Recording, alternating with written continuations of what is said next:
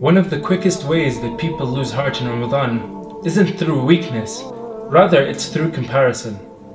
You notice someone else finishing more Quran than you, for example, or someone else standing longer in prayer, and without meaning to, you start feeling like you're behind, like you're failing against the standard that you had never even agreed to in the first place. But Allah subhanahu wa ta'ala never asked you to measure yourself against other people, and He never told you to keep score that way. In fact, the Quran reminds us that Allah does not burden a soul beyond what it can bear. From the very beginning, your capacity was known, and your path was never meant to look like anyone else's. Allah subhanahu wa ta'ala tells us to be mindful of Him as much as we are able to. Not as much as someone else can manage, not as much as you wish you could do on a better day, but as much as you can, right now, in the reality you're standing in. And often, the best deed is the one you almost let go of.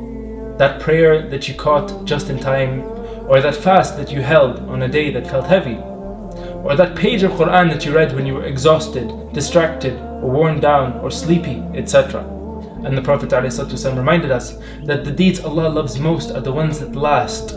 They may be small in the eyes of people, but they're never small to Allah. So don't belittle what you're doing just because it looks small. Allah subhanahu wa ta'ala tells us that even an atom's weight of good is seen and accounted for. If it took effort, Allah saw it. And if Allah saw it, it was recorded. And if it was recorded, it was never wasted. So here's the question we should all sit with. When you pray, are you worshipping, or are you just continuing a habit that you've learned to perform and you just so happen to be good at? That line between habit and worship is very thin, and most people cross it without noticing.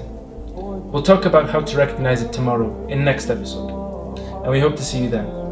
Jazakumullah khair.